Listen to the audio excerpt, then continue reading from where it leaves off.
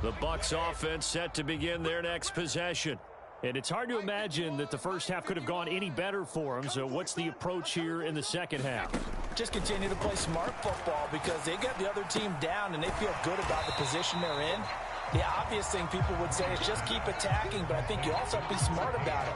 Avoid turnovers. That's about the only thing that can derail you at this point. Attack, but make sure you take care of the ball.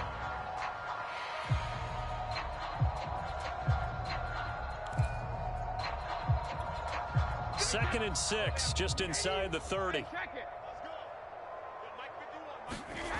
Working from the gun, it's Brady.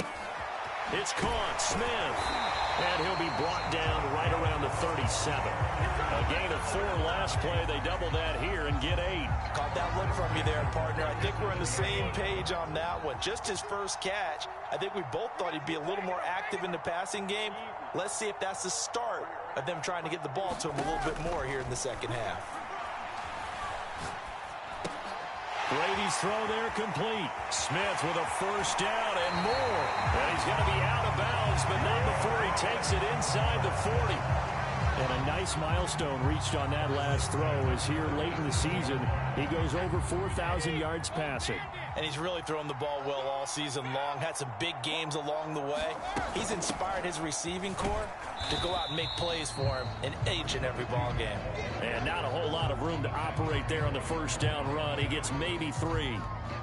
Well, there's just a pile of bodies there, and that's when you kind of find out who's a tough guy, right? Who can stand up and make a play. It was only a 3-yard run, but for both sides, they had to walk away from that feeling like, okay, I can stand up when the going gets tough in here. And they're able to get this one past the 30 down to the 25. Whatever the discussions were at halftime to try to slow down this offense, it has not worked to this point. Yeah, I have a vision right now of everything that was discussed at the half just being torn in shreds or being erased off of the Microsoft Surface tablets because none of it is working. They are really locked in on offense. Let's make these babies cry all the way back. Brady now on first down. With a catch made by Johnson. And they'll get this down to the 10. And if anyone thinks they're just going to tuck their horns in and pull back off the throttle a little bit, you can forget it. Even with this big third-quarter lead, I think this team's going to continue to take their shots downfield, and there's another completion. And he'll get about 4 there as he takes it from the 10 down to the 6. He's hit pay dirt a lot this year, but not that time. Yeah, I'm tracking right there with you. You're exactly right. He's found the end zone plenty of times. No way I can find any fault with the call. He may not have scored there, but of course you're going to give it to him.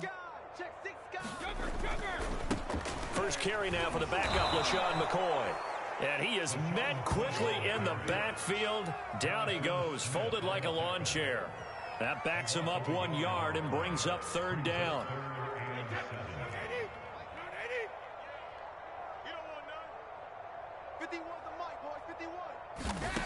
From the gun, it's Brady. To the goal line, but it's incomplete. They don't get the hook up there, but you really have to marvel at how precise he's been throwing the football these last couple weeks. Oh, that's the perfect word for it, precise, because if you're at 70% or better 2 weeks in a row, you have a job as long as you want one in this league, won't you? I mean, let's face it, it's not just West Coast offense either. He's putting the ball downfield as well.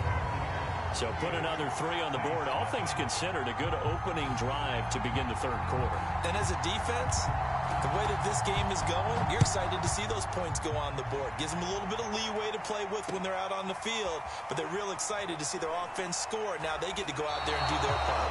And he'll be dropped at the 21-yard line, so bringing it out of the end zone proves not a good decision, loses him about 4 yards. The Saints offense on the field, ready to get their drive started. They'll run on first down. Dickerson, and it's been like this all night long. Nowhere to run as they stop him behind the line. They'll lose a yard there, and it's 2nd and 11. Inside 4 minutes to go, third quarter. They'll keep it on the ground. Dickerson. Room here to run. And past the 40 before he's out of bounds. 45 yards on the ground for him now as he's done that on 15 carries. Sometimes it's hard to believe, but there are times this game is about patience, isn't it? has had the game he expected, but that run there, that may get him going. I was just going to say, maybe that gives him a little juice, because you're right, he struggled, especially in that first half. Yeah, and I know the great ones always think to themselves, just hang in there. I'm just one big carry away from busting this open. That's a good start for him. But the passing windows are just not there. That's just another example of how great this defense has been all game long. And that's exactly what a top 10 defense can do. They can really change the game tempo and frustrate you as you try to execute offensively.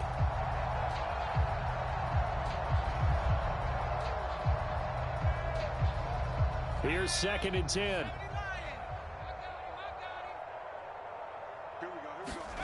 Play action. It's Graham.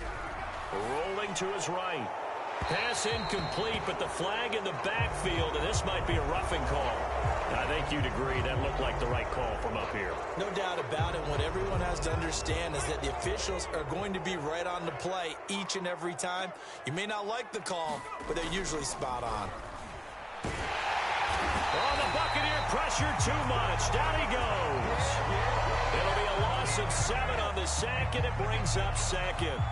He was still looking through his progressions and going through his receiver options, and while he was doing that, the defense got to him quickly in the pocket. And it was a great example of zone coverage. Well executed, well coordinated. All the receivers were covered, and he couldn't evade the rush back in the pocket. Now Graham looking to throw on 2nd down. And pressure coming, and they got him once again. They get to him for a loss of 4, and it brings up 3rd down on the sack. Looking to throw.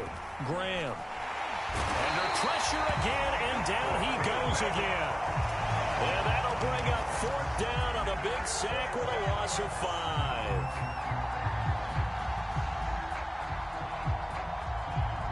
Here comes the Saints punter now, as he'll come on to kick this one away.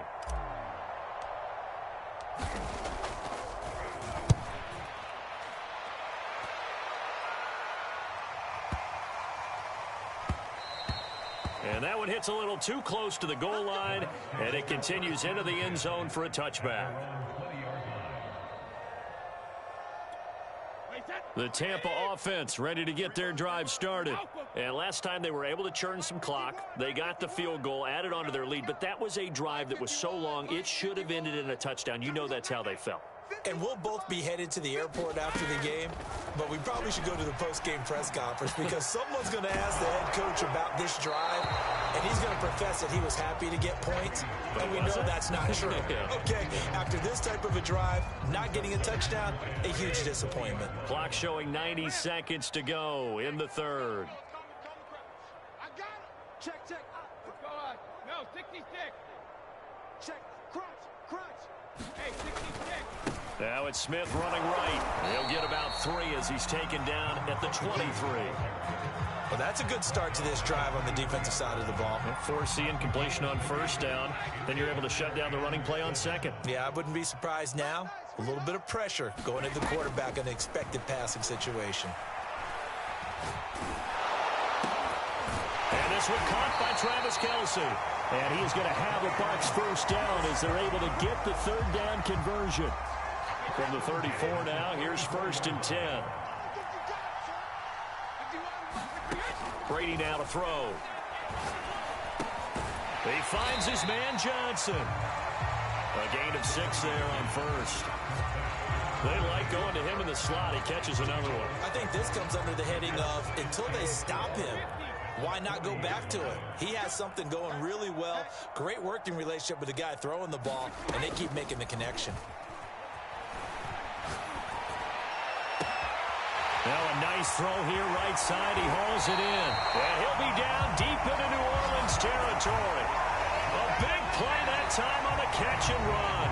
1 quarter remains here on a Sunday night. We'll return with more after this. This is the NFL, and it's on EA Sports. So the big play means just like that, they'll operate from the red zone now on 1st down. Now Brady. Well, that one drops down, incomplete. Good coverage there, forced the ball free, and it's 2nd down. They're still throwing the football here, and obviously the incompletion stops the clock. That's a bad thing. Feels to me like they're just keeping them honest on defense because you know they're going to stack the line of scrimmage and try and stop any type of running play. Short little passes may work in exchange of running plays. Keep the clock moving, keep them moving. I guess you're right. If they can get some first downs, just as good as running the football. The Bucks on third down. They've been near perfect, 4 for 5 to this point. This is 3rd and 8. A give to Smith out of the gun. And they'll hustle up to stop him well shy of the first, right around the 15.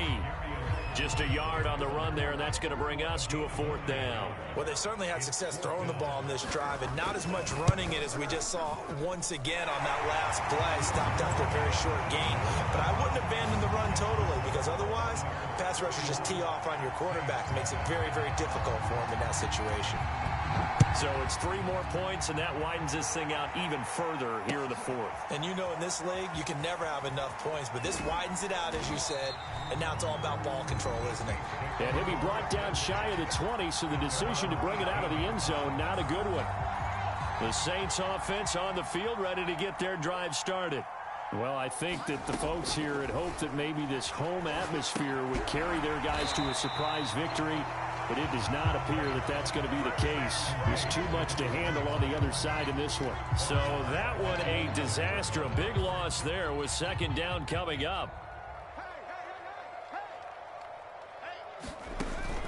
Back to throw. Graham. And he's going to be taken down. Sacked back at the 2. The Saints on 3rd down. It's been a problem. Just 1 for 7 thus far. This will be 3rd and forever. To throw from his end zone. Graham. Oh, the ball comes out on the hit, but they'll say it's incomplete. We've seen this quite a few times in this game. Offensive line unable to keep leverage, unable to keep people away, facing a lot of pressure. Fortunate just to get rid of it. One of the reasons they're down is that inability, though, to stop the pressure. We saw another example of it there. So they're forced to punt on 4th as this one's away. And this will be down by a member of the kicking team just outside of the 30-yard line. The Bucks offense set to begin their next possession. We find ourselves here in the midst of a one-sided affair. A lot of fill time down the stretch, Mr. Davis. So we could talk about food because that is something that you and I enjoy. We share that. We enjoy our time at the table. So maybe the best steakhouses in the city, but in all seriousness, the performances that we've seen this year, we've seen a bunch of great ones, and it's going to be hard to parse who's going to win the MVP. Yeah, it really is. Is it going to be a runner? Is it going to be a thrower? Can a defender finally win it this season? Those are the things that we could probably discuss. And collectively, this is about as dominant. And got his man, complete. Touchdown, Tampa Bay.